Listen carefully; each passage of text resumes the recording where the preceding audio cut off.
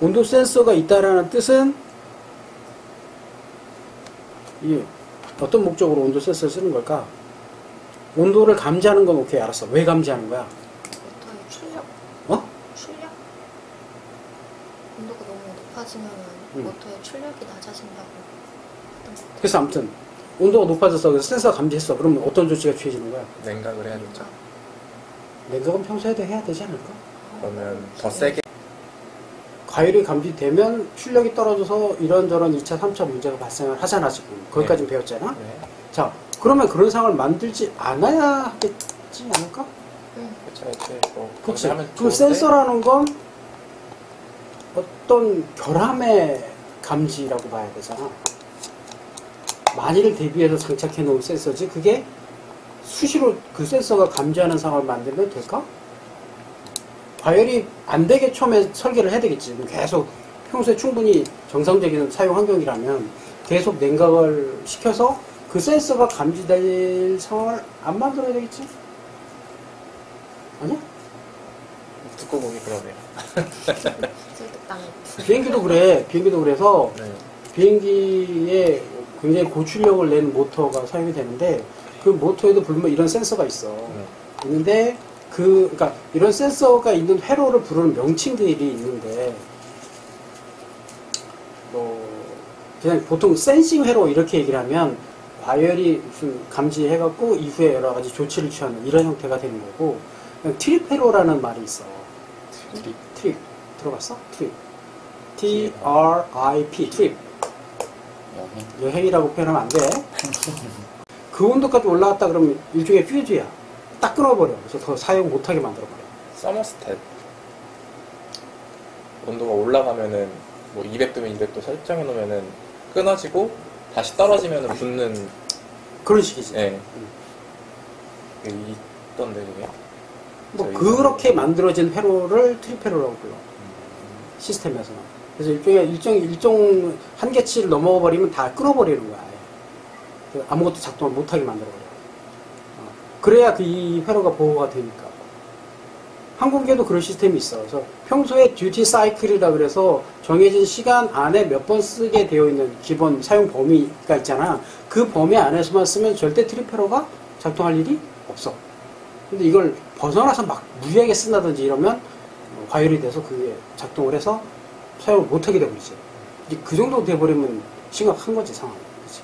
그 탑건에서 그 초음속 비행기 탔을 때 나중에 탑건 미팅할 때 내가 할 얘기가 있는 게 거기도 그런 그 비상 상황에서 작동하는 스위치를 이제 작동하는 모습이 나와. 전투기 조종사가 아니면 절대 알 수 없는 장면들이 거기에 나와. 많이 나와. 막 엔진 꺼지면 뭐 어떻게 한다 막 그거는 전투기 조종사가 아니 일반인도 보면 알 수 있는 의미거나. 근데 아무런 설명도 안 나오는데 0.5초 딱 잡히는 장면들이 나온다고. 근데 설명도 안 나와. 근데 화면에는 나와. 알아야 볼 수 있군요.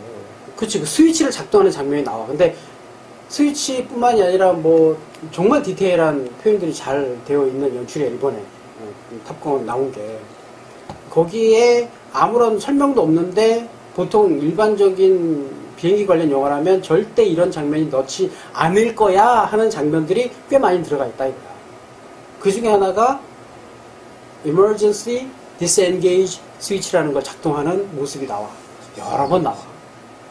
근데 그걸 설명하려면 너무 또 긴데 그건 전투기에만 있는 스위치고 또 그 스위치가 어떤 기능을 담당하는지 설명하려면 또 왜 그 상황에서 그걸 작동을 했는지 뭐 이런 걸 설명하려면 항공 시스템을 또 설명해야 되는데 이게 길어. 그래서 별도의 이제 그 수업 시간을 만들어서 좀 할 거고 어떤 그런 스위치, 그런 스위치 작동하는 모습들 이런 것들이 좀 정말 디테일하게 나와 있기 때문에 비행기 시스템이 그래서 가장 완벽하고 이번에 지금 KF-21 만들 때도 그런 게 나오지만 뭔가 하나 만들었어. 그럼 이제 실제로 상용화하기 전에 시험 운용을 꽤 오래 시간 한다는 말이야. 검증을 계속 거쳐서 거의 완벽한 상태로 이제 인수인계를 하려고.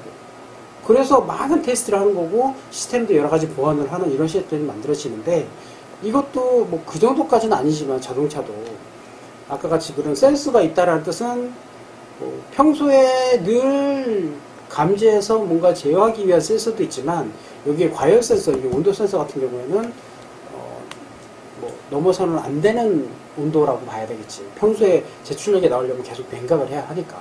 내가 지난 시간에도 했지, 공냉식 모터도 일부 있지만 대부분은 순행식으로 일정 온도를 넘지 않도록 설계가 되어 있어야 한다. 이런 게. 근데 왜 온도 센서가 있느냐? 그래도 뭐 특별하게 이상이 생겨가지고 뭐 예를 들면 냉각 시스템에 이상이 생긴다든지 그래서 온도 이상이 올라가 버리면 경고등을 켜주고 뭐 더 이상 작동을 못하게 한다든지 아니면 출력 갑자기 일정 이하로 뚝 떨어뜨리게 만든다든지 이런 뭐 이제 더 최악으로 치닫는 상황을 방지하기 위한 시스템으로 만든 거지. 그렇게 봐야 되겠지. 이해돼? 너희가 만약에 설계를 한다면 그런 식으로 설계를 해야 된다는 얘기야. 지금 이런 온도 센서를 모터에 넣는다라고 얘기를 하면. 네, 아까 선생님 말씀하신 듀티 사이클은 보통 누가 결정하는 거예요? 설계할 때 결정을 해. 기계 전체의 듀티 사이클이랑 부품마다의 듀티 사이클이 틀릴 거잖아요. 보통은 시스템별로 만들어. 시스템별로. 그래, 다 찢어.